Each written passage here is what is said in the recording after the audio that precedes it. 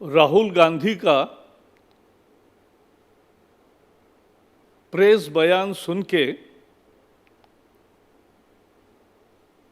सारा देश उनकी भर्त्सना कर रहा है, क्योंकि टूल किट का स्क्रिप्ट के अनुसार उन्होंने आज प्रधानमंत्री की नौटंकी इस शब्द का उपयोग किया। जब प्रधानमंत्री देश की पूरी जनता के साथ कोविड का सामना कर रहे,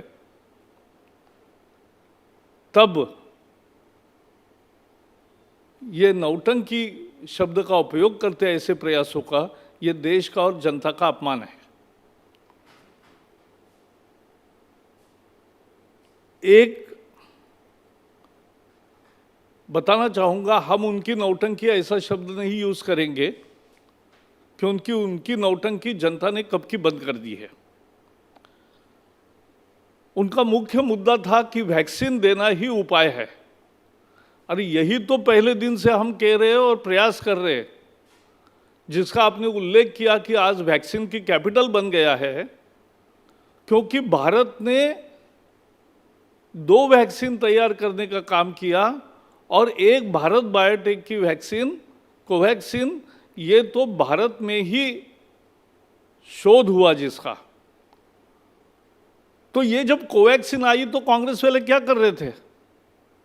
उस पर आशंकाएं तैयार कर रहे थे, चैलेंज दे रहे थे, वो नहीं देना चाहिए ऐसा प्रचार कर रहे थे। और कोवैक्सीन के बारे में जनता के मन में एक संशय पैदा करके, और इनके एक साथी ने तो कहा ये मोदी वैक्सीन है। तो ये कांग्रेस की रणनीति है। और लेकिन प्रधानमंत्री नरेंद्र मोदी जी ने खुद कोवैक्सीन इंजेक्शन लेकर ही जब उनका नंबर आया तब उन्होंने शुरुआत किया।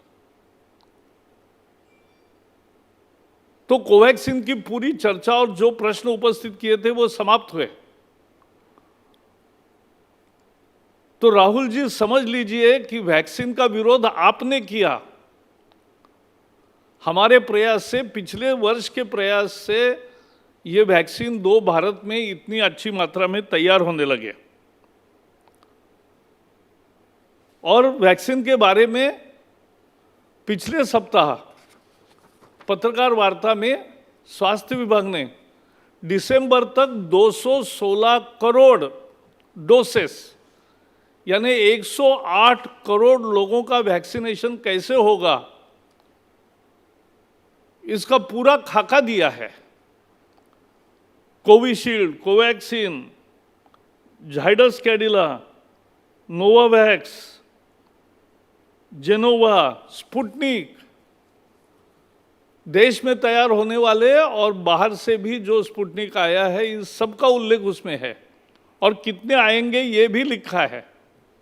उसकी टोटल 216 करोड़ होती है राहुल जी।